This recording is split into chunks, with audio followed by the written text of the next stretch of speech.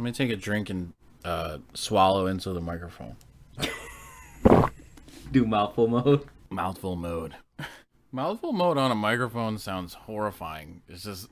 Oh!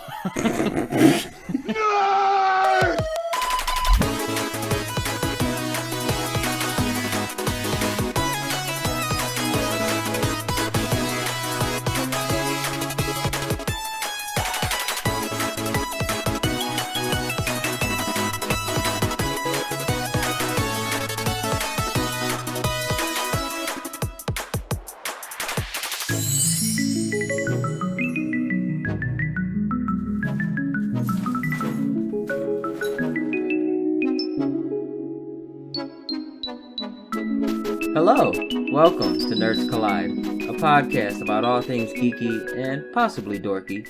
He is Justin. Hey! And I'm Travis, and together we're just a couple of nerds. A couple of nerds! Just gonna keep extending it. Yeah, forever. it's just gonna get more and more obnoxious. Yeah, eventually the whole podcast will just be me. It'll be like an hour of me like, nerds! That's great. and then it'll be like, alright, see ya! See ya. So, I gotta tell you, we recorded episode 1 maybe 2 weeks ago. Yep. Your top 5 has been keeping me up at night. It's been on the back of my mind. Yeah? Well, you're not the only one who's got some issues, brother. Oh, yeah? Brother. No, I don't have any, like, huge issues. I mean, I got one, but, Yeah. What kind of issues you got, huh? Animal Crossing deserves a place on your top 5. and you know, who am I to tell you what should be on your top 5, but Animal Crossing should be on your top 5. So, again, last week, well, 2 weeks ago, last episode, I should say, episode 1, you should go check it out. It's on all, platforms, Spotify, Apple Music, Apple Podcasts, I should say, not Apple Music. Are they the same thing? I don't have any Apple. No, they're two separate applications. Okay. I'm pretty much wherever you're listening to this one, you can find that one. Okay. So yeah, go back and listen to it. It's entirely about the Nintendo Switch, but we each did a top 5 games for the Switch, and we had a runner-up, and my runner-up was Animal Crossing. It was number 6, which apparently isn't good enough. So here's the interesting thing, is Animal Crossing was my number 1. Yes. And my number 5, which was The Legend of Zelda Breath of the Wild, was your number 1. It is kind of funny that Animal Crossing wasn't my number 5. So, it would have matched had it been number 5, whereas, both our number 1s were each other's number 5. Right. But I had to be a dick and put it at number 6. Yeah. Not for nothing, if you would have had it at number 5, I probably wouldn't have an issue. Because I would have been able to sleep at night. Okay, it's on his top 5. I understand. He's played a lot more games than I have, so there's some games he finds better, but I don't know. Maybe I'm just partial to it because that was the first big release once I had actually owned a Switch. But I already know I'm in the minority of people who don't have Breath of the Wild as either 1 or 2. I think there are a lot more people who have Animal Crossing at number 1 than a lot of people think, honestly. Because a lot of people did buy Nintendo Switches just for Animal Crossing. So, that's probably the only game they've ever played on the Switch. Some people, and then other people just really like it. I also find it funny that I think you have more hours on Animal Crossing than I do. Yeah, that's why it's number 6, because once you get past the 80-hour mark, it goes all downhill from there. What are you talking about, man? You get terraforming, you can do whatever you want to the island. as soon as I got terraforming, I did a few things and then I just stopped. Like I had all the power of Animal Crossing in my hands and was like, nope, I'm good. See you later. My experience is similar. Fuck off, Tom Nook. Right. I actually have this sign in my plaza that says, Tom Nook is a cunt because, I'm gonna bleep that out. so that is I have a friend named Jocelyn, and he has it in his town in the GameCube game, like from way back when, and he like showed us, like me and a couple buddies, and I always thought that was really hilarious, so I just like copied it and put it in my square. We don't condone the use of the C word around here, but Yeah. don't say it. Unless you're talking about Tom Nook. Yeah. I gotta go back. I wonder if I still have an outstanding loan with outstanding mortgage. I think that's another thing that bothers me about that game too, is just how expensive everything is, how much houses are to upgrade, and I don't know. I never had any luck with the turnips. I would like buy a bunch and then I would wait too long and be like, "You want to sell these turnips for $1?" So you never did like any of the websites that are out where people kind of post how much their turnips are selling for? I never did. I don't know why I never did, but it just felt weird to me. Yeah. Probably through the first half of the game, I really didn't mess around with the turnips too much. But once I did, I started like going on those websites that would, it would just be like, this person would be like, hey, my turnips are selling for whatever, 200 or so. And then you would just enter into a queue. And then when you got to the top of the queue, they would give you their code. And then you would go to the island, sell the stuff. And then that'd be it. I think part of the appeal to that was probably, again, part of the appeal for the game in general was at the time it came out, everyone was at home. So that aspect of like, going to someone else's island whose turnips are selling for this, it just added to the communal experience. Right. Whereas going back and probably trying to do that today, it's probably not as fun. Yeah, I will admit that is probably partially why it is so low, because I played it 2 years later. Yeah.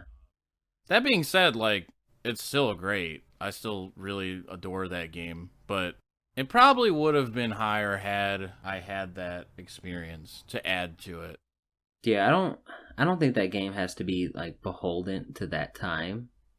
I think that's just a game you can pick up any time and enjoy it, but if you were around at that time, like if you were playing Animal Crossing at that time, it's an experience that you can't experience today.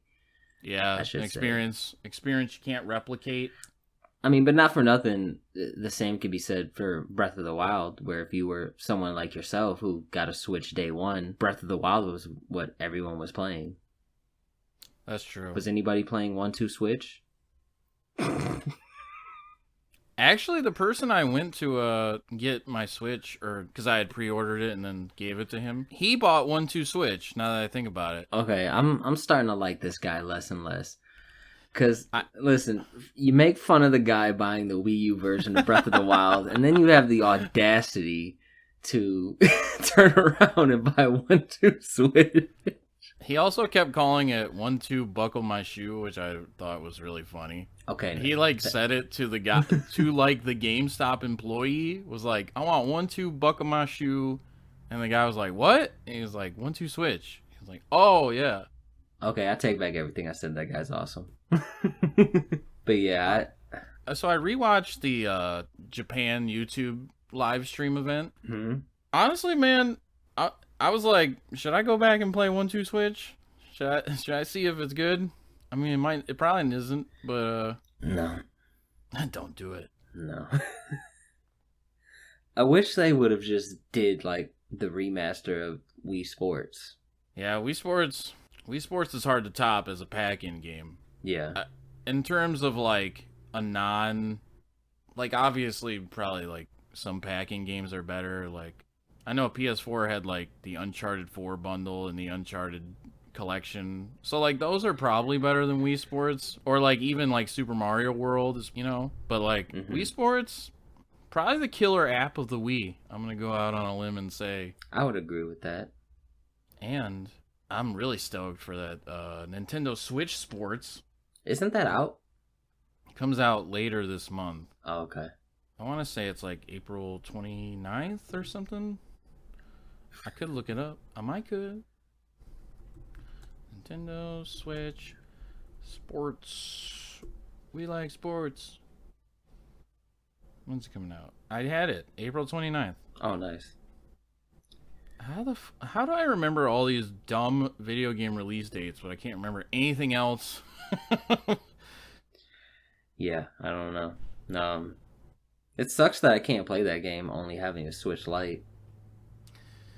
Yeah, man. Why don't you just go ahead and buy 2 additional Switches, and then maybe you could play Nintendo Switch Sports. and you can also lose all your progress for video games really easily. I don't know. I haven't. Okay. While I do want a regular Switch, not one time have I ever been like, oh man, I kind of want to play this on the TV. Not once. Really? Yeah, never. That's interesting. Yeah. I played about half of Breath of the Wild on the TV. I want to play Bowser's Fury on the TV. A lot of games, though, I just play handheld. I can't wait for you to finally play Bowser's Fury. They could have sold that on its own for $60, and it probably would have been worth it. It is cool that they packed it in with 3D World. It's kind of lazy to just port 3D World, but you know what? Nobody played it on the Wii U except for me. I was the only one ever. Yeah, you and that guy, that one other guy who had a Wii U who was at GameStop getting Breath of the Wild. Yeah, me and that guy should have been friends. That guy will never be my friend now because he'll be like, hey, I remember you made fun of me. I'll be like, I didn't. It wasn't me. It wasn't me. So yeah, I guess we got off topic, but we each got problems with our lists. All right. Yeah, like I said, they're not big problems. We got a problem that we gotta resolve. All right. Like I said, I imagine. Well, no, I know for a fact I'm in the minority. We got a problem that we need to solve. So Travis, change your list. Put Breath of the Wild in its rightful place. Okay, so. I forgot. Let me look up my top 5. I forgot what it was. I have a terrible memory. Let me see. I want you to tell me. Okay, so my number 4 was Luigi's Mansion 3. All right. My number 3 was Mario Kart 8. 2 is Super Mario Odyssey. And 1 is Animal Crossing. I think the case can be made for all of those games being above Breath of the Wild. I can see a case for, so I haven't played Luigi's Mansion, so I don't know. I can't make a case for that. Okay. I could see Mario Odyssey. I could see a case being made for Mario Odyssey being higher than Breath of the Wild, though. Honestly, I could see Mario Kart 8 a case for that. Well, I mean, it's only the best-selling Switch game. Yeah, with like 42 million copies. Yeah. Freaking wild. That's not even including the Wii U version. They've sold like 50 million units of Mario Kart, and like 40 million units of it is of a port, like not even the original game. It's insane that, well, I guess it's not really insane because there's just the vast majority of ports that the Nintendo Switch has in its library. But I guess it is kind of crazy that the best-selling game is a port. I mean, given that Breath of the Wild, Mario Odyssey, 2 of the biggest.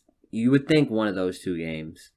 Specifically Breath of the Wild, because, like you said, at the launch of the Switch, that was really the only game to play. Yeah, the thing that benefited Mario Kart is it got bundled with the Switch, or it gets bundled with the Switch a lot. So that helps it. Breath of the Wild has never been bundled with the Switch, because it's sold like 25 million copies. Right. So not only is it the best-selling Zelda game ever, but it's like third on the list or something, third or fourth. I think it's third. That's honestly, and it not being a pack-in game is an achievement in itself. Yeah. I hate to tell you, Uh-oh. but I believe that once I buy that Lego Star Wars that just came out, the Skywalker Saga, I'm pretty sure that's going to bump Breath of the Wild out of the top 5. How dare you? Sorry.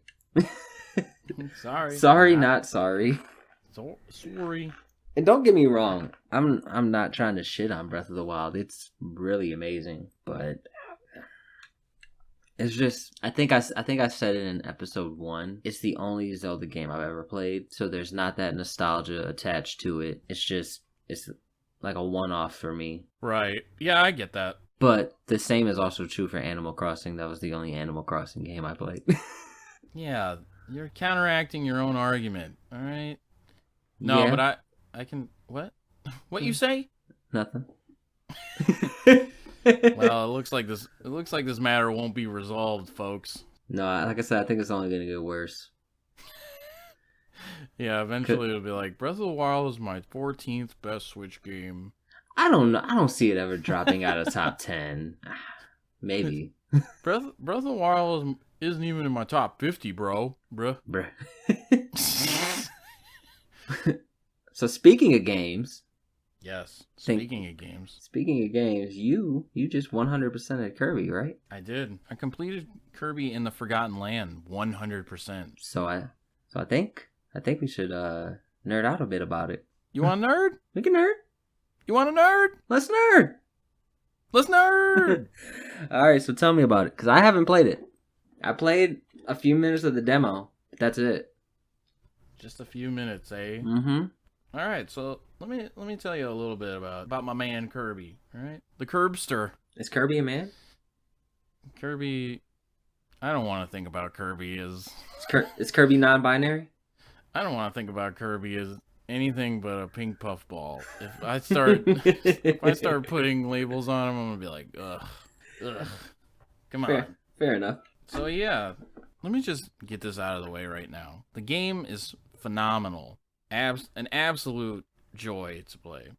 But let me give you some facts, some history about Kirby and the Forgotten Land. It was released on March 25th of this year. It marks the first mainline game in a Kirby series to be fully 3D. There have been a couple others, like specifically Kirby Air Ride for the GameCube that was 3D, but that was a racing game. It wasn't a platformer.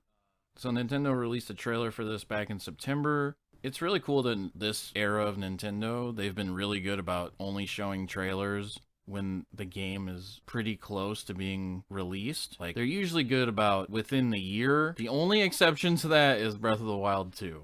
That's what I'm over here laughing about. but go on. All right, so they released that trailer back in September. Then they released a second trailer on February 9th, and it highlighted mouthful mode. So usually Kirby has a copy ability. Okay. So if he like inhales an enemy with a sword, then he'll adopt that ability and will have a sword. Or like some enemies shoot fire, so if he inhales them, he gets that ability. Has that always been a thing? I think actually the first Kirby might not have that. I should also explain that I am not the biggest fan of the Kirby series. I've only played like a little over a handful, 6 or 7 titles, and I've only really liked one of them. So anyway, let me get back to mouthful mode, which is an unfortunate name. Mouthful mode is where you inhale bigger objects than Kirby, and he becomes those objects, but he doesn't wrap fully around it. So like, for example, he'll inhale a car, but he doesn't actually cover the entire thing. So like, you still see the tires. If it was anything else, it would be terrifying, but because it's Kirby, really adorable. So is mouthful mode just kind of an extension of his usual copy mode? Yep. But it's just for objects that are bigger than him that he wouldn't normally be able to inhale? Yep. Okay. I thought the game looked absolutely incredible based on the first few trailers. Historically, however, I am someone who is not particularly into Kirby. The last 2 games I played in the series were Kirby Epic Yarn and Kirby Star Allies. While I found both of them to be aesthetically pleasing, the gameplay left much to be desired, for me anyway. Like, Kirby Epic Yarn is a really just wonderful and beautiful game, but it's just really boring to me. The same thing with Star Allies, honestly. That was exciting because you could have like multiplayer in it. I think you could in Epic Yarn, but it was only 2-player. So that one was a little bit more exciting, but not to the point where I played it for like an hour and was like, all right, well, I'm done here. The only game I've really liked in the Kirby series that I've played is Kirby Canvas Curse for the Nintendo DS. That one is cool because Kirby is a round ball and he just rolls constantly, and you have to use the touchscreen to direct his movement. So you can just, move him forward, but you can also do like loop-de-loops. Basically, whatever motion you put on the touchscreen, he'll do it. But you also have to avoid obstacles and enemies throughout the levels. So I thought that was a really good use of the Nintendo DS hardware, the touchscreen. And yeah, I really love that game. And I've played a couple others. Like I want to say I've played the first one. I've played Kirby Superstar for the SNES, but none of them really grabbed me. Yeah, so Nintendo put out a free-to-play demo on March 3rd, and I was instantly smitten. The gameplay reminded me of Super Mario 3D World a lot, which is another game that I absolutely adore. So in the demo, there was one stage and then a boss battle. The stage itself wasn't too hard. It was just very adorable. It was just a joy to explore the world. The boss battle was actually tough. Like, I shouldn't say like real tough, but just tougher than I had expected it to be. So in my mind, going in, I was like, this is going to be super easy. And then it actually kind of wasn't. And I was like, oh, okay. This Kirby is a little bit challenging, huh? And maybe I just stink at video games, but this game does in fact get very challenging towards the end portion of the game and the post-game stuff. But yeah, like I said, it is phenomenal. It is so gosh darn cute. All the characters, all the environments, everything just very vibrant, colorful, just a very aesthetically pleasing world. In the first level, you control what is lovingly referred to online as Kirby, which is a really great name. And the controls for that are just... The controls for Kirby itself are pretty much a dream, but the car is especially fun. You gotta imagine that Kirby is gonna eventually find its way to Mario Kart 8, right? Oh my god. It has to. That is such a good idea. Put Kirby in. We should start a petition online. Yeah, let's do that. The controls of the game are real tight. The music is sweeping and grand. The first 3 worlds, I would say, aren't like too challenging. The bosses are kind of, but it does offer up challenges along the way. I guess with that said, I should explain how the game actually works. If you don't know, Travis and I don't. Listener. And listener, just one. That Wii U guy. He's like, should I get a Switch? So the way the game works is there's a world. I think there's 6 worlds, and in each of those worlds there's 5 to 6 stages. Each stage holds 5 challenges. So 2 of the challenges are real simple. Like, one is clear the level, and then the other one is save all the hidden Waddle Dees, because throughout the stage there's some hidden ones. Oh, I should say that's your mission, is to save the Waddle Dees. You gotta save those Waddle Dees. I feel so weird saying Waddle Dees over and over. I'm just gonna keep saying it until it's not weird. The remaining 3, so there's, like I said, there's 5 challenges per stage. The remaining 3 are different per stage. So sometimes it's finding a hidden path or an item, a hidden item. Sometimes you have to beat an enemy without taking any damage. So it kind of varies. If you collect all the Waddle Dees in the stage, they will open up side missions called treasure roads. These treasure roads usually focus on one copy ability or a mouthful mode. So like there's one specifically for the car There's one specifically for the cone, one specifically for like a sword. Later in the game, they like I said, it does offer a challenge. So like later in the game, you'll get one treasure road where you have to beat the level, and throughout the level, you have to switch to each mouthful mode, which is really cool. Finishing those treasure roads will give you a rare stone, which I'll explain later. And you can also try for a record time. The game is very reminiscent of the 3D Mario series, in which the base game is easy, but collecting everything offers more of a challenge if you're looking for it. I guess doing research for this, I found out that a lot of Kirby games are like that. Like Star Allies has a 100% completion rate that you can get, but that one didn't grab me as much as this one. Stage 5 or 6, depending, is usually designated for a boss battle. The first two aren't necessarily hard. The first one was tough when I played it in the demo, but obviously when I bought the game, in its retail version, I had already played that boss, so I was able to make quick work of him. And the second boss is not really hard either, but the third boss is pretty challenging. That was the first one where I was like, okay, all right, I see what you're doing. And then it just kind of ramps up from there. 3 of the final 4 bosses are honestly very, very tough. Specifically, the very last boss, I died twice playing against. To me, you saying you died twice, that sounds normal, because usually when I get stuck on a boss that I think is quote unquote like difficult, I'm dying like 10 times. but that's just how much I suck. I mean, I'm right there with you.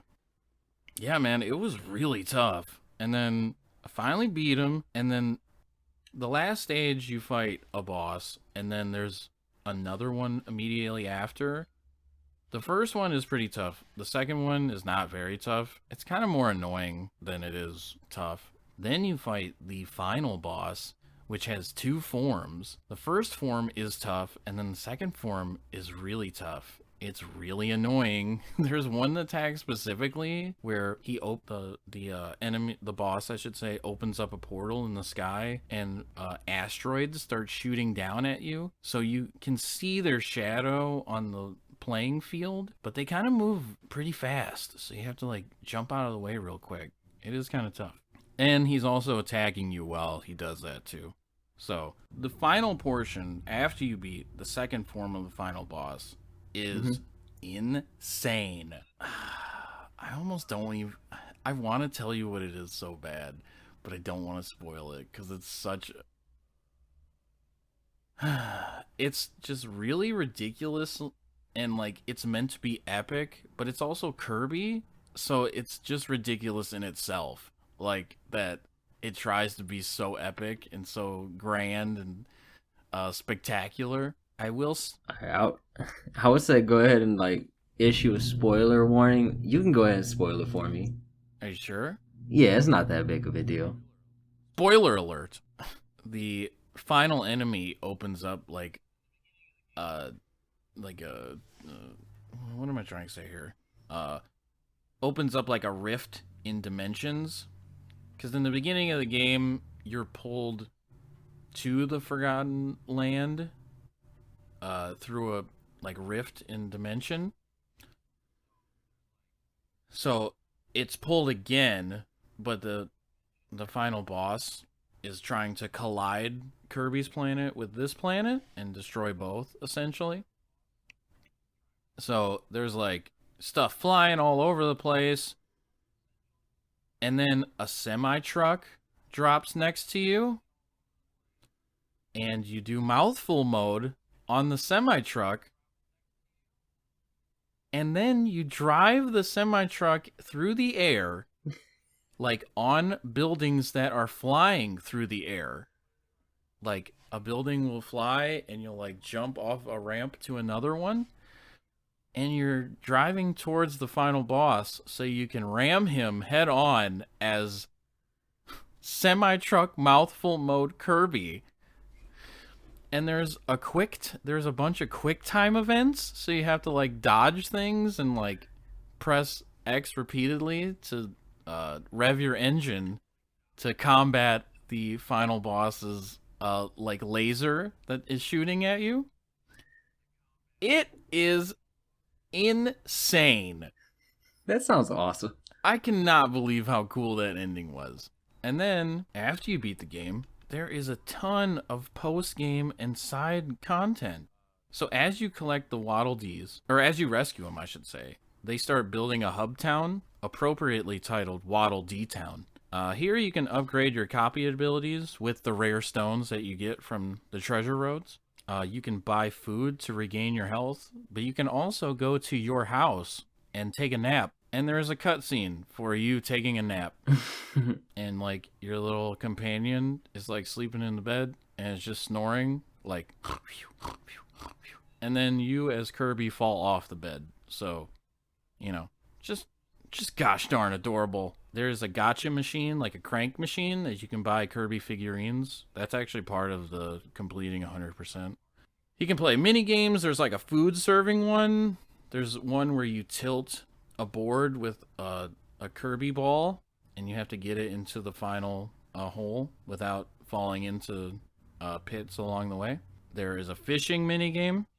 There's a cinema. Actually, the first thing you unlock in Waddle Dee Town is a cinema, which, like, you know, their priorities aren't very straight. You don't you don't get a food stand first, you get a cinema. And then there's a coliseum where you can participate in different cups, which essentially is just a boss rush mode. There's a post game that I mentioned. It features 6 stages that take elements from each of the worlds and remixes them. And then there's a variation of the bosses that you fought, and they're all very tough. I've been speaking pretty highly of this game, but there are some nitpicks, some nerdy nitpicks, I just coined the term, that are kind of annoying, I guess. So like I said, each stage has different challenges, like there's 5 per stage. If you don't complete the stages by the end of the level, once you beat it, it shows you what challenges you've beaten exactly, and then it'll reveal a couple of the ones you missed. But it doesn't let you retry the stage immediately, which I think is really annoying, because that, if you want me to play the level over again, why wouldn't you just let me retry it from when I complete the level? So yeah, I don't understand that. When do you? So you said that. So when are you allowed to go back and replay the stage? So at the end of the level, like I said, it'll show you all the challenges you've done and what ones you've missed. Right. And then you have to get out of the level and go to the main world map, and then it'll, like, your Waddle Dees that you've rescued will get counted towards the stage, and then you have to reselect it from the world map. Which is just like an extra step that I think is really unnecessary. Right. Considering, like, if you want to 100% the game, you're going to replay the levels a couple of times. And it just seems like a poor design choice that you can't just retry it from the end of the level. Yeah, that's weird. The camera perspective sometimes allows for missteps. It's kind of at an isometric sort of view of the level.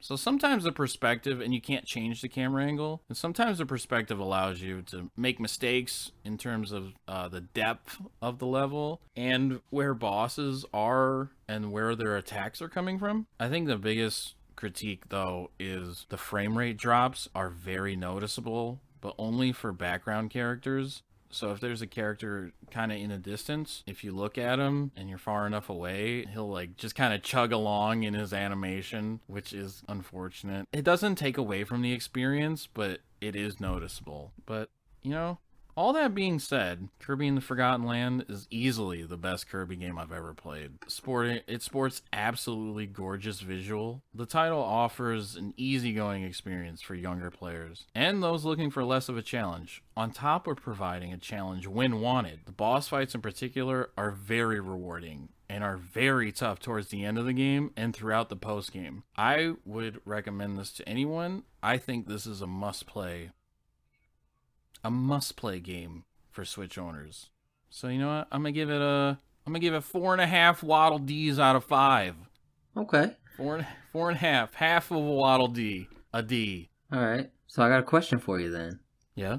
Think it's better than Animal Crossing? Do you want me to answer that? Yeah, I do. Yes. You just leave. That's it. Show's over. Podcast is over, bro.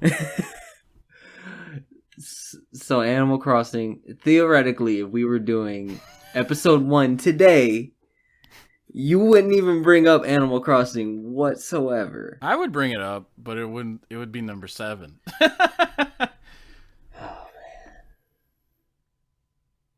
I'm sorry, Travis. This is like when you watched Rogue One after 3 years of me telling you to watch it, and then you didn't tell me you watched it. This is really testing our friendship.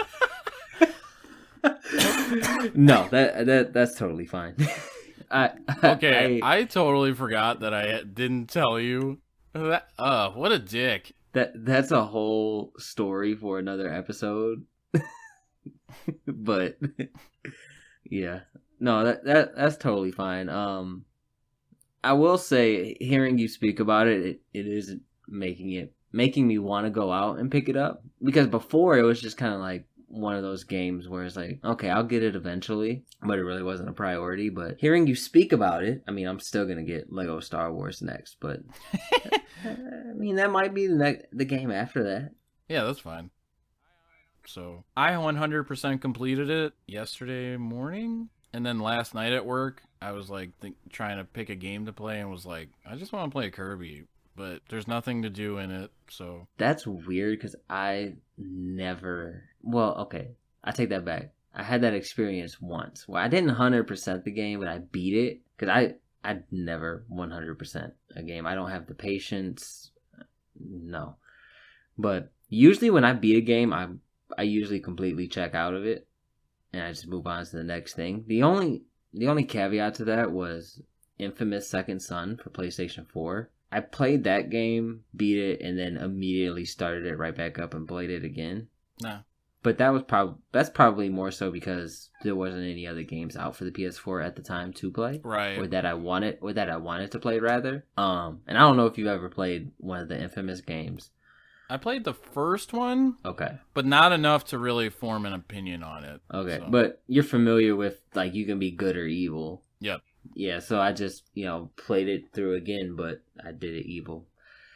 Are you someone that leans more towards like, if the game gives you a decision whether you want to be good or bad, do you lean more towards the evil the first time, or do you try to go the good route? I'm boring. I try to be good. Yeah, I'm the same too. When I was younger, like Knights of the Old Republic, that was like one of the first games I remember being a big deal in terms of that game mechanic, where you could be good or evil, and your decisions and actions change that. And I remember as a teenager being like, yeah, man, I could be evil because I'm an angsty teenager and nobody understands me. But now that I'm older, I'm just like, man, I just want to be good. Can I just be a good person? Yeah. And very rarely do I go back through and play as evil. But for that game I did. And objectively, I did have a lot more fun being evil. But yeah, no, I'm boring. I usually take the nice way. It's just nice. But yeah, I'm definitely. I think I'll probably re-download that demo, because I think I just recently uninstalled it. You should. It takes like an hour. Not even, honestly. The level is really easy to get through, and then you fight a boss, which is kind of challenging. It's challenging in that you aren't expecting it to be, and then it is. So you go, oh, all right.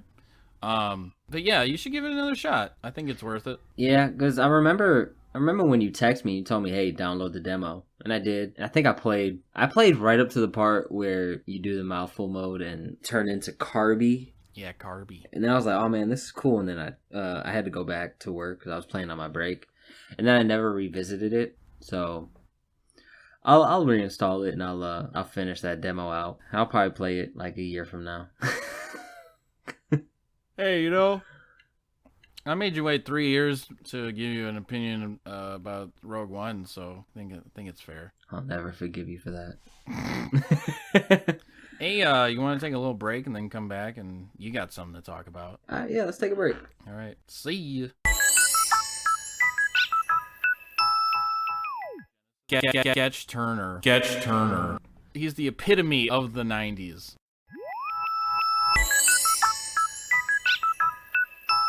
And we're back. Yay. Back from break. So, we've been pretty heavy on video games, right? We have.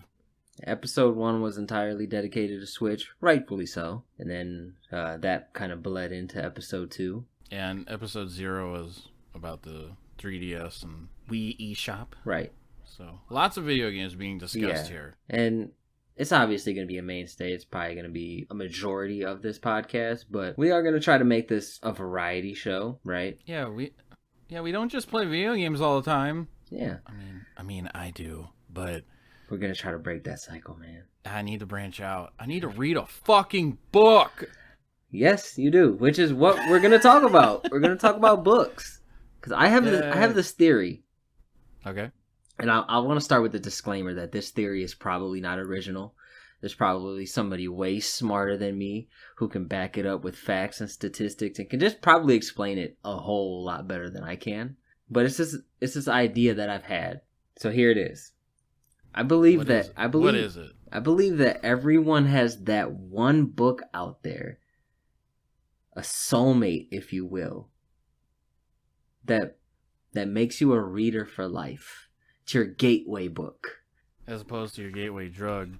Yeah, don't do drugs. Just read a book. just read a fucking book. Yeah. Okay. So, can you imagine if like a drug program was like, don't do drugs, read a book? People would be like, what? Anyway, so yeah, you think that there's one book that makes people a reader for life? Yeah, I think everyone has that. I think everyone has a soulmate out there in the form of a novel specifically. So, all right, here's my story, because I think giving my story will kind of give it some context. I generally don't like subscribe to this idea of like labels, right? Like I'm a gamer, nerd, like it's whatever, but I probably would fall into the category of an avid reader. I'm someone who I try to always make it a point to have a book with me everywhere I go. I mean, I have an entire room in my house that's dedicated to my books that kind of serves as a library. You got a small library in there, huh? Yeah, a little small library. I got a little collection.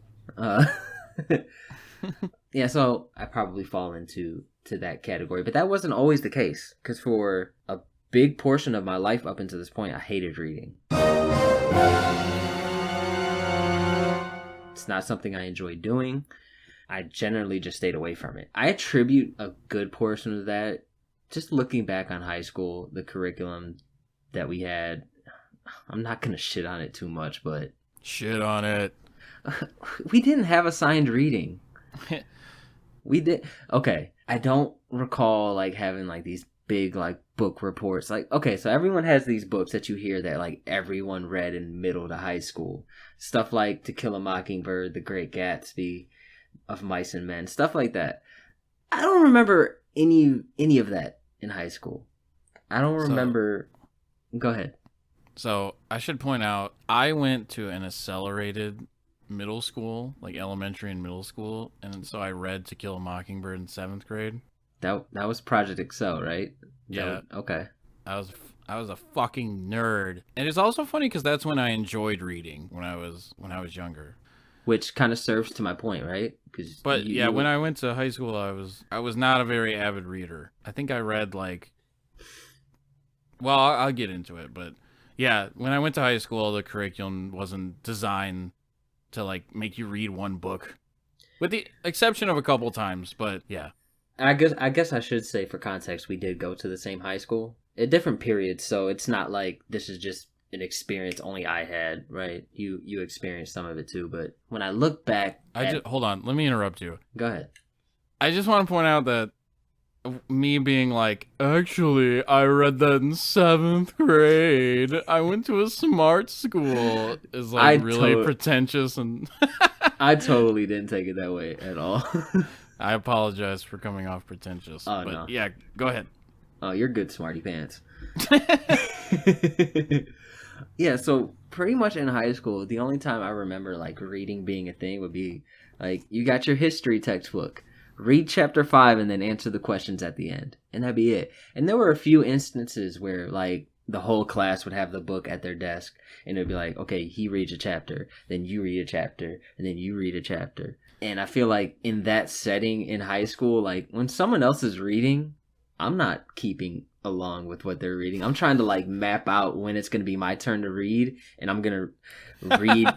I'm just going to wait till it gets to that point, and then I'm going to read, and then I'm going to, phase out again. I'm not going to pay attention. Yeah, I do remember, I think I read Frankenstein in 11th or 12th grade, but that was like the only time where I read a book, like a book was specifically required for the curriculum of the class that I was in that wasn't the textbook. But yeah, I think a majority of the students just didn't care. Yeah. About anything. And that probably rubbed off on the teachers after a while. Yeah, but I mean, if you're the teacher, it's your job to make a student care. But not everyone is Hillary Swank, okay? True enough. Anyway. I guess I will say, to sound pretentious myself, in 12th grade I was in AP English, and we had no assigned reading. Well, yeah, you were smart. They were like, you'll read on your own, right? No, I wasn't going to, because up until that point I wasn't encouraged to read. And it's not, so the reason I wasn't a reader wasn't all centered around high school. There are other reasons. I'm not going to get into it. But yeah, I was in AP English and we had no assigned reading whatsoever. In fact, the curriculum that teacher had for AP English was the same curriculum he had for 8th grade English. It's the same teacher. Same teacher. But I digress. So basically, reading wasn't something that was big or influential in my youth, except like elementary school for like scholastic school fairs. Oh man, those things were awesome. Those are the bomb. Thebomb.com. They should have had those for high school students, but with like more mature books in there. Probably would have encouraged me to read. Yeah, they never did have that. No, that was done. That was done after elementary school. No more reading. Doing this podcast, us talking about things, like I have these memories that unlock every so often. And I do remember one book being assigned reading, and I really liked it, but it was in elementary school. And that was Bridge to Terabithia. Oh, wow. Okay. That's funny. I've never read that. Yeah. Even as a child, I didn't read that. But I watched the movie, so it's the same, right? Okay. So basically, up until my early 20s, well, no, I'll take that back. It was like senior year of high school that I kind of got, what's the word I'm trying to find? Not exposure, but I guess it is kind of exposure. I'll just tell the story. So around the time I was in 12th grade, one day I just kind of took my sister to Barnes & Noble because she was into reading. So I walk into Barnes & Noble, and I don't know what it is about Barnes & Noble. I think we talked about it on one of our test recordings, but Barnes & Noble, it sucks you in. You know what it is? It's the coffee. It's the smell of coffee and books. Yeah, it's the smell of books for me. So I remember just, as my sister's browsing, I'm just kind of walking around, checking things out. So your sister, is she like a big reader then? She was. I don't know if she is anymore. But she was. She had a lot of books. Okay. Yeah, at that time she was. I remember she eventually ended up getting like a Nook, and yeah, she read a lot. Which she went to the same high school too, so I don't know. Maybe she had a different teacher. I don't, or a different group of friends, because that's probably another thing that played a part into me not reading. Is the group of friends that I had at that time wasn't into reading. Yeah, y'all were into doing hood shit with your friends. No, man. No, man. No, man. We were just in sports and girls, man. That was it. Man, you're in the girls. Yeah. I was I always think back in my high school days, and I think about how much stupid shit I used to do with my friends instead of like chasing after the ladies. It's just like I would just go over to my friend's house and like play Dreamcast, and like I'm just like, what a loser. But anyway, your sister was a pretty avid reader. I should say I was into girls. The girls weren't into me though. Same, bro.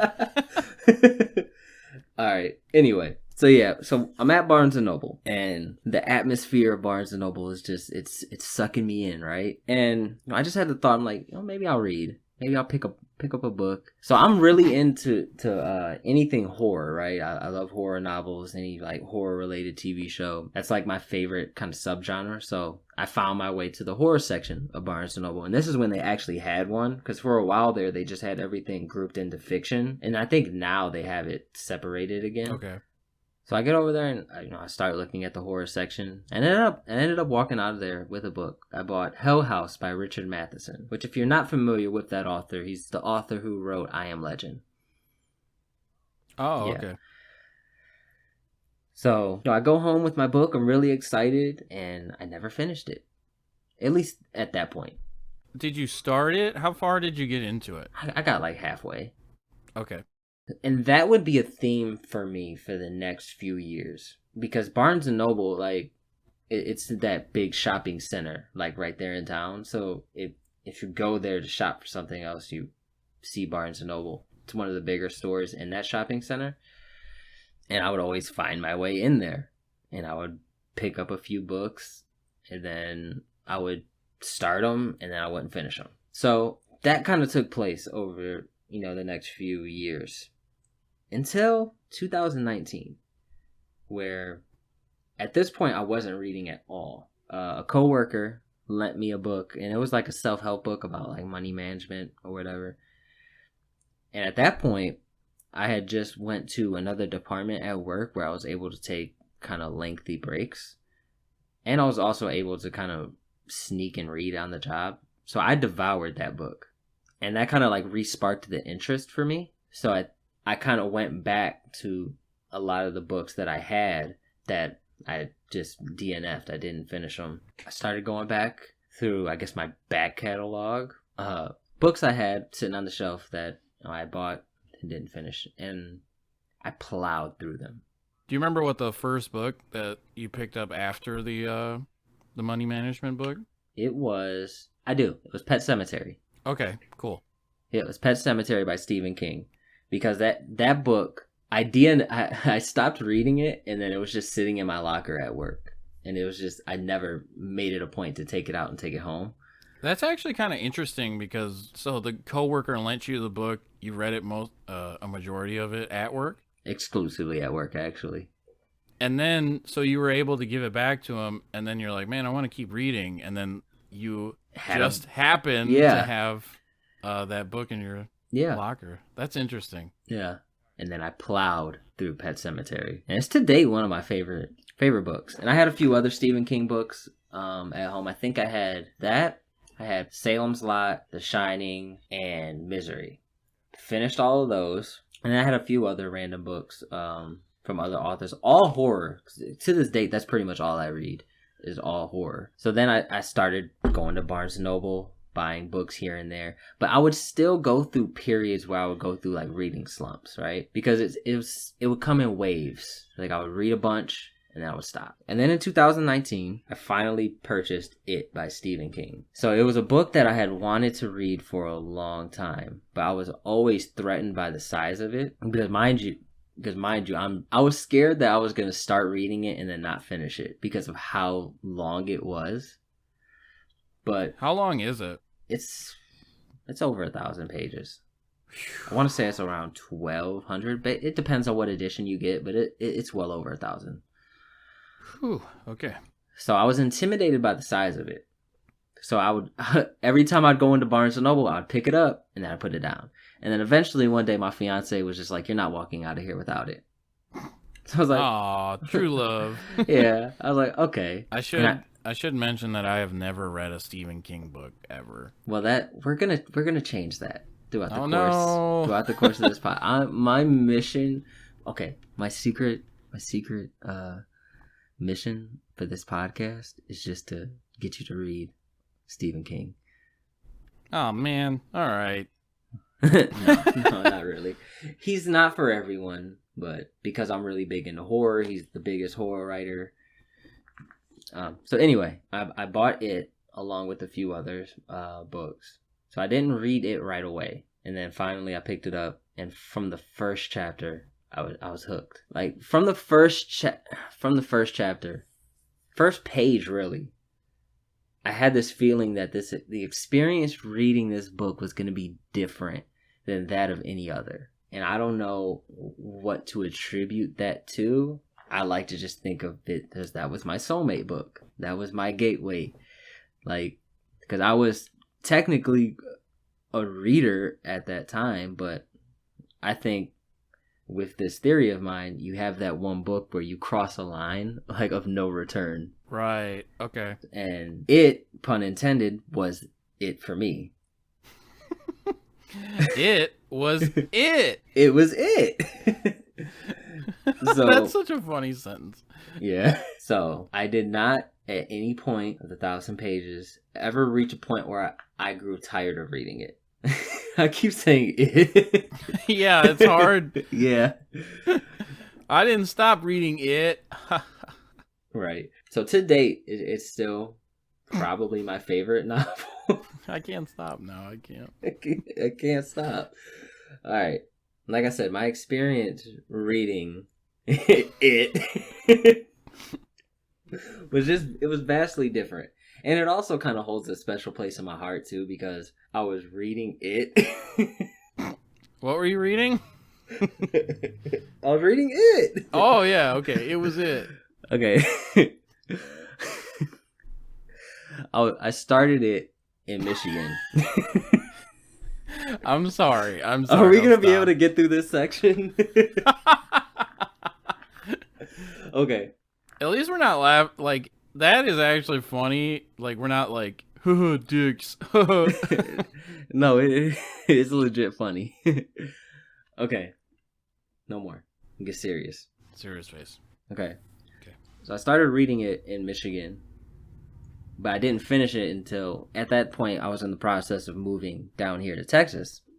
So I started it in Michigan, but I finished it in Texas. So it also kind of holds a special place in my heart for that reason. Yeah, that time period. Yeah. It's a big time of change, and that was kind of a comfort thing, I imagine. Yeah, it's kind of like Animal Crossing, right? Played that during the pandemic. Like, that is stamped to that time period in my life. So it holds an extra special place. So here's why it's my gateway book, right? Because before I read it, I would read probably maybe 6 books a year. After I read it, I now read like 20 to 30.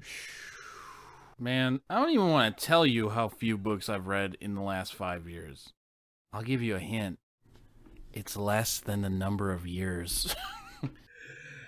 So that's another reason I wanted to bring this theory up, because I want to help you find your gateway book. Yeah, talking to you more about reading, like, I know you're not doing this. This is more on my end, but it is like, thinking back of how few books I've read in the last 5 years, or even the last 10 to 15, I'm always like mildly ashamed.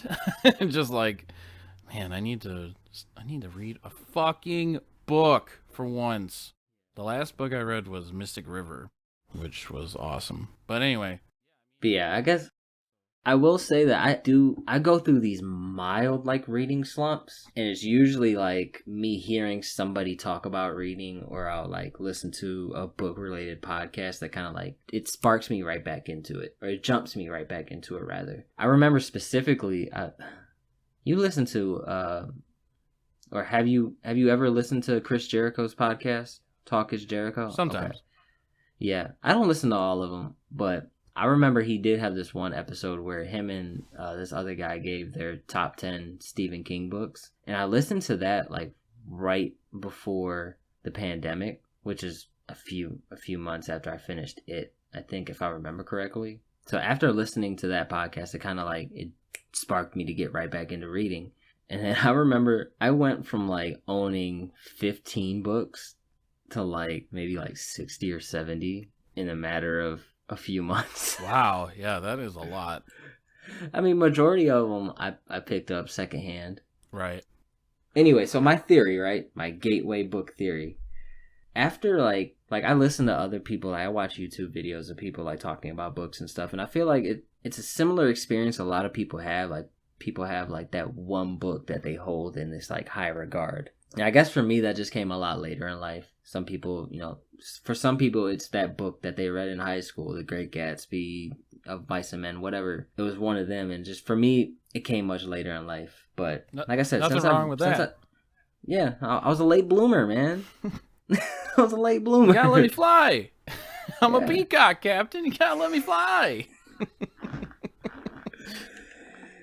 Anyway, reading it also kind of. I was a fan of Stephen King, but it after that it kind of made me almost like a super fan. Okay. I own probably like 80% of his books in paperback, which is a lot. He's written a lot of books. Yeah, I was looking up his bibliography. It's extensive. Yeah, it was astounding how many books. How often he writes and releases books, especially like throughout the 70s and 80s. I was like, "Ooh." And not for nothing, still like today, he still releases like 2 books a year. That is insane. Yeah, he's a workhorse, man, but that made me kind of like a super fan of his. And to where now I've kind of gotten to the point where I've kind of gotten into collecting his hardcovers. Okay. They're not all first editions. I don't have a lot of them. I have maybe 15. But yeah, I'm not really sure how to end out this topic, but keep reading until you find your gateway book, I guess. Keep trying. And I will say, you also got to find like the genre that you enjoy, because I exclusively read horror for the most part, and not everybody's into that. A lot of the books that I really enjoyed, like I want to say like 5 years ago, I read Me, Earl, and the Dying Girl, which is a really good title. I read that book in one day. Like, Jeez. It was like, I want to say it's like over 300 pages or something like that. But yeah, I read it in one sitting. Like, was just like enamored by it. I put Emmy. Me, Earl, and a Dying Girl. Book, not the movie. Let's see how many pages it is. 295 pages. So yeah, I read that all in one day, and the ending sucked. But are you like one of those people where you get to the end of the book, and if you don't like the ending, it spoils the whole book? Kind of. It did for a while, but then I watched the movie adaptation of it. The movie adaptation of the book is actually really, really good as well. It did kind of help me understand, not understand, but just kind of accept the ending better. So I like it now. Okay. But at first I was just kind of like, I can't believe it ended like that. But given the nature of the story, I guess I shouldn't have expected anything else. So yeah, but that's more like based on a real life sort of situation. Not like, it doesn't have any sort of supernatural elements to it. It's just a life story. So I think I'm more drawn to that. But then again, I don't read a lot, so maybe that isn't the genre that will entice me. That will be my gateway book. When I first started reading, I would only be able to read like 10 pages at a time. And then I'd be like, okay, I'm going to put this down. I'm going to do something else. And that's another thing that changed after I read it. During the course of reading it, I've been doing so good. Yeah, I was like, don't do it. Don't do it. I saw your face breaking. Over the course of don't do it. I would read. I wasn't going to do it. Over the course of reading the book, I should say, I would read huge chunks, like 30 to 40 pages at a time. And like I said, that's something that I didn't do prior. And that's not to say that the books that I was reading prior to that weren't engaging or holding my attention. It was just, I don't know, I have ADHD, I guess. Well, lots of people have it. Apparently. But yeah, yeah. Allegedly. They were engaging, but it was just, there was always something else that was just grabbing my attention. But through the course of reading it was like I was locked into that book. And that's not something that I've experienced with everything I've read since reading it. But I will say that it's helped me to read more, like in one sitting, I should say. Okay. I do have one book that I did read in one day. Well, It's not super long, but it's a horror story by Grady Hendrix, which is really good. I would recommend it. It's a really easy read, and it's funny. The book, it's shaped like an IKEA catalog. okay. Because the book takes, like, the setting of the book is in it's not IKEA, but it's an IKEA. Okay. It's like Okio. Okio. Hold on, that might actually be it. I want to grab. Hold on, hold on, hold on.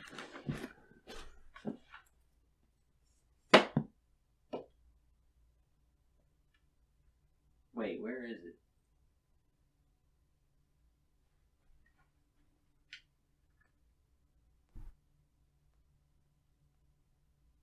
Oh, there we go. I couldn't find it, but yeah, like, here it is. Okay. So it's shaped like that. So hold on, I want to look up this name because I think you might. Or maybe it's You might have just. Okiu, since there's different vowels for IKEA. Oh, it's Orsk. Ah. Well, Orsk. I had the O. But you were close. But yeah, so this one, let me see how many pages it is actually. It is 243 pages. Yeah, so I read this whole thing in one sitting. I guess you could say in one sitting. I read it at work, which I wasn't supposed to be doing. But I did it anyway. So I read it over the course of an 8-hour shift and flew through it. Nice. That's the only book that I've read in one day. But I do read, not right now, but Yeah, right now you're in a little reading slump as well, right? I wouldn't say it's a reading slump. It's just being a brand new dad. My time is limited. Yeah, that's true. You're busy. Yeah, because the book I'm reading now, which I can't remember the author's name, but it's called The Shuttering. It's really good, but it's just finding time to read it because I was told not to bring my book onto the work floor anymore. So it's like I can't read at work, and then I work nights, so my sleep schedule is terrible. It's not that terrible, but I get tired. Did someone snitched you out for reading a book, or a boss caught you reading and was like, you shouldn't do that? So they didn't actually catch me reading. They walked over to my workstation and they seen my book sitting there, and it was like, you're not supposed to have it. So he didn't tell me to stop reading. He just told me we can't have personal items out on the floor. Should have been like, I got a personal item for you, and then put your hand in your pocket, pull it out, gave him one of these. Yeah, you know what I really wanted to do, because I didn't like that particular supervisor. Oh, and wait. And again, dear listener, one of these was a middle finger, in case you were wondering. Right. What I really wanted to do, because the book that I had out there at the time was, what was it?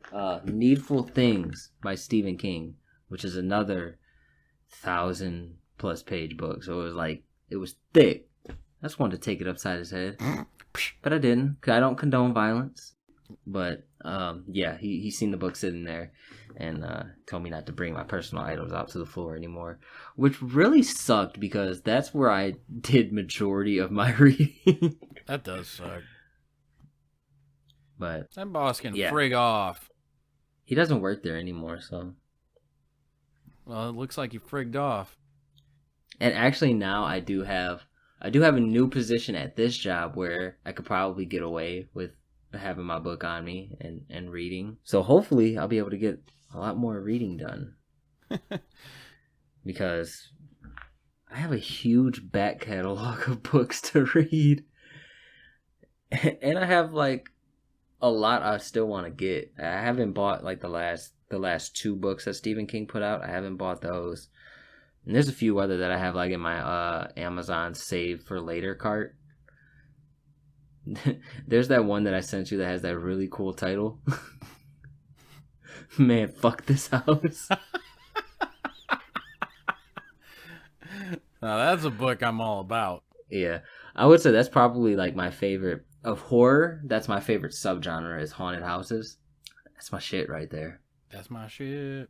That's my shit. I've yet to come across a haunted house book that I have not enjoyed. I take that back. I lied. There's one, and I hate it. I'm gonna pull it up right now, and I should have known I wasn't gonna like it because it's one of those books that's like okay. So the book is written by the guys from Ghost Hunters. It's co-written by them. The book is called Ghost Trackers. Wait, is Ghost Hunters with that one pretentious guy? No, that's Ghost Adventures. Yeah, man, that guy is fucking terrible. But he makes me laugh a lot. I do enjoy watching those shows, though. Oh yeah, those shows are great. Yeah. What the fuck is that guy's name? Zach Baggins. Yeah, Zach Baggins. Something like that. Yeah. There's a stand-up comedian who does this bit about him where he's like, I've been watching this show called Ghost Adventures, and like, the main paranormal expert is such a fucking asshole. And he's like, this show's been on for 12 years, and they have never found a ghost.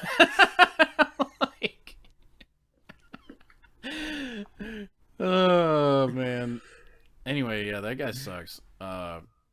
But the show is great though. If you can find a way to suspend disbelief with those shows, they can be enjoyable. I think sometimes they do find cool stuff though, but I mean they've never physically captured like an entity that's like fully formed on camera that's just like scaring the bejesus out of little Zach Baggins. So that's what I want to see. I used to like in the intro to that show how they would take a dig at ghost hunters, where they would be like, we're gonna be locked in this house for overnight with no fancy camera crews following us around. That's like his whole MO is like, yeah.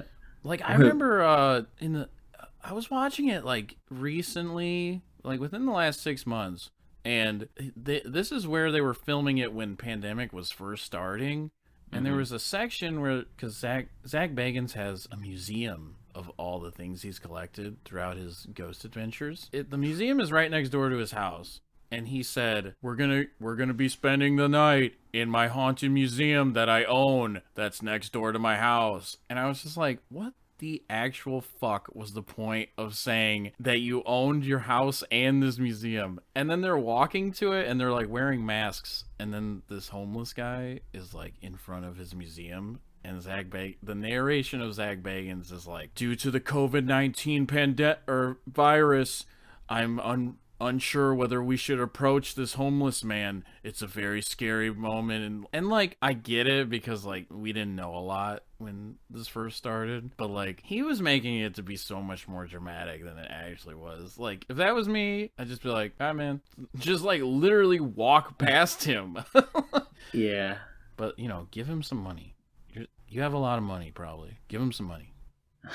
I just thought of this topic that we should do on a future episode.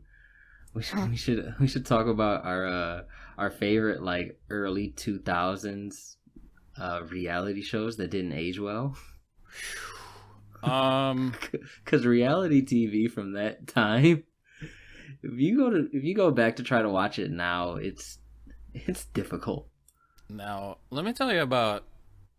I probably think that most reality TV fits into that category where it just doesn't age well ever. Like even like a year from the point of it airing, it's like, all right, this is not good. Yeah, but I would argue reality TV from early 2000s is a lot cooler than reality TV now. Let me tell you about the best reality show I've ever seen. Mm-hmm. It's called Lizard Lick Towing. Let me tell you how you're wrong, and let me tell you why it's Pimp My Ride. Damn it. Yeah, you're right. We'll save that though. We'll save that for a future episode. I always had the thought of making a side show called F Yo Ride, and it would be me, and I'd be like, hey man, you got picked by Exhibit to have your ride pimped. He couldn't make it because he's a little busy recording, but you know, we're gonna hook you up, man. We're gonna put like some dice on the dashboard. We're gonna put a record player in it, blah blah blah, and then like you just take the best part of Pimp My Ride, which is the destruction of the car, and just do that. You just do that, and then you like pull it. Take a tow truck, pull it right in front of their house with a sheet on it, and then you're like, all right, man, here's your car, and then you drive away and expose their destroyed car, and then you're just like, F your ride, and then that's the entire show. That's hilarious. F your ride coming to no channel ever. Yeah. I bet somebody would be like, let's try it out. How do we keep going on these tangents? We told everyone, okay? I guess we did. We are a couple ramblers. I actually think those will probably be the best parts of the episode is when we just start rambling. Maybe. Maybe not. I don't know. Yeah, might could not. That is interesting though. I haven't found my book that has made me an avid reader. So I am on the search. Yeah, I don't really have any advice on how to find it. And just gotta find them. I guess to completely shit on my topic, everybody's experience is completely unique to them, and maybe they just always been a reader. I don't know. Maybe you're full of shit, Travis. You ever think about that? I might be full of shit. There's a 50-50 chance that I'm just full of shit, and that I'm just somebody who didn't read and discovered reading, and that's it.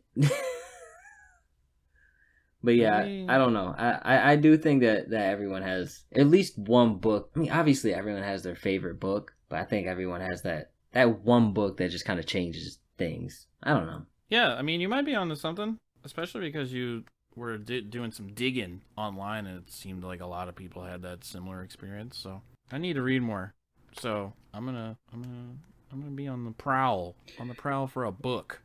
Yeah, maybe it's just a matter of, you taking your book to work and not taking your Switch. Oh, no, I can't do that, brother. I ain't trying to read that much. No, I really should do that. It's funny because I do have a book in my backpack. The Haunting of Hill House. You gotta at least finish that by October so we can talk about that. Yeah, for spooky season. That's one of the obviously, because reading still being a rather new hobby to me, I haven't reread many books, but that is one of the few ones that I've made it a point to go back and reread. And it was better. It was better the second time around. Oh, really? Yeah. That's interesting. Yeah, because you know how the end and the plot points, and yeah, they probably do a good job of alluding to it early that you don't catch on to. Yeah, I think another part is I picked up on a lot more detail, I guess, because the first time I read it primarily at work, like out on the work floor, because I was driving a forklift at that time, so I would just like read it while I'm sitting there waiting for me to pull out whatever I had to pull off the line. Mm-hmm. So like I'm kind of like reading it, but I'm also paying attention to other things. Whereas the second time I read it, I think I primarily read it at home, so I was kind of like locked in and paying attention to it. So yeah, it was a lot better the second time around. Yeah, you need to finish that. You bought Bird Box, right? I did. Yeah. So in one of our test recordings, Travis suggested Bird Box, the novel by someone. I don't know who, but I bought it, and it's sitting on my nightstand. So eventually I'll read it. I do want to finish Hill House first. Yeah. So maybe I'll finish that up and then check out Bird Box, and then I do have like a collection of books. Not a lot, obviously, but yeah, unfortunately, unless you discover that you really like horror, I'm not going to be able to help you much because that's all I read. I haven't branched out much. The only time I don't read horror is if it's a Stephen King book that's not horror. Okay. Pretty much. Huh? I have tried to read like books that are nonfiction, and try to read those biographies. They were more so self-help books, I guess. Okay. The experience was not the same. It wasn't as enjoyable. Right. Yeah, that makes sense. Well, I think we've exhausted that. I think we've spoken a mouthful. I think we're ready to wrap it up for today. Well, before we do that, we got to get into our random recommendations. Oh, yeah. So, like we explained in episode 0, so you can go back and check it out. Or you can just listen, because we're going to explain it right now. Right. Each episode, we're going to give a random recommendation. Each of us are. Mm-hmm. It could be anything from a book, a video game, a television series, whatever. We're not beholden to anything. So, yeah. So sometimes it can be related to the topic of the episode, or it just might be offhand or something that we're into at the time. It's going to be completely random. Nice. Now that we presented the information, Travis, what is your recommendation for today? My recommendation is going to be a podcast, specifically Books in the Freezer. Okay. So, Books in the Freezer, it's kind of, have you ever seen that Friends episode where Joey and Rachel were both reading each other's books? And I think Joey was reading The Shining. Have you seen that episode? I have not. Okay, have not seen so it. there's this part in the episode where Joey gets really scared of the book, so he puts it in the freezer. So that's where the title of the episode kind of comes from, Books in the Freezer, because the podcast is all about horror fiction. It's completely centered around that genre. So essentially, the early episodes of this podcast, basically they take a subgenre of horror. It could be like haunted houses, slashers, any kind of subgenre, and they talk about their favorite books within that subgenre. So if you're a fan like myself of horror fiction, this podcast, it's a double-edged sword, because you're going to get turned on to a lot of good books that you may not have known. The caveat to that, though, is you're going to have a lot of books that you're going to want to buy. Yeah, I bet a lot of their suggestions are really appealing to you, so... Yeah. And over the course of, I don't know however many episodes they have to date, but they also do different types of episodes. They have author chats where they have authors come on, and it's more kind of like interview styled. They do those, then they usually do an episode every year where they talk about their favorite upcoming books for that year, their favorite books that they read that year.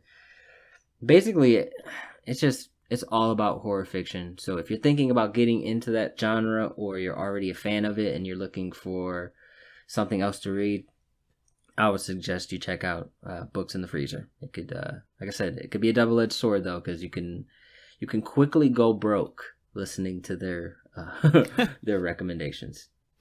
Nice. So Justin, what do you have?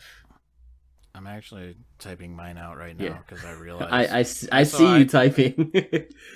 So I was like, I did that right, and then looked and was like, oh, I didn't. Go ahead, take your time. So my recommendation is also a podcast. Nice. It is the Kit and Krista podcast. Kit and Krista are former employees of Nintendo. They worked in the PR portion of Nintendo. A lot of their podcast recounts their experiences with the company and industry, like, and them running into pretty big figures within Nintendo, like Shigeru Miyamoto and a bunch of other guys. But yeah, they always have really interesting sort of stories about behemoths within Nintendo and in the industry. So that's really cool. They also used to host a show called Nintendo Minute, like through Nintendo. So it's kind of a similar vibe, but they aren't exclusively talking about Nintendo games. Like just recently they talked about Elden Ring. So yeah, it's like basically if you liked Nintendo Minute, or if you even saw it, then this is kind of an extension of that. But they're not stuck talking about those kiddie games that Nintendo puts out. Ugh. Don't you just like dying a lot and being in a really dark and scary dungeon all the time? Well, to be fair, I die a lot in those kiddie games. Yeah, you're right. Yeah. But yeah, they have a lot of banter between each other. You can tell they're friends that like kind of like to give each other shit. They like hosted their last Nintendo Minute. This is our last one, and like people online were like, it's probably because they don't like each other, and now they're doing like a podcast with each other. So it's just kind of funny. So they talk about games, and they have cool stories about working in Nintendo. That's why I recommend it. All right. So after you finish this podcast, we have 2 other ones that you might want to check out. Yeah, you might. Might could. Finish this one first. Finish this one. Stick with us. And rate us 5 stars. Like, subscribe, rate us 5 stars, download, we're gonna give us money, One of my favorite YouTubers at the end of his videos, he's always like, subscribe, all that bullshit. That's funny. All right, so now that the recommendations are out of the way, I guess the only thing to say is goodbye. Thank you for making it to the end of the show. We hope you enjoyed it. If you did, feel free to tweet us how you've been nerding out. You can find us at NerdsCollidePod on Twitter, and we're also on Instagram. And just remember, the term nerd is rated E for everyone. Find your passion, embrace it, and be the nerd that you are. Bye.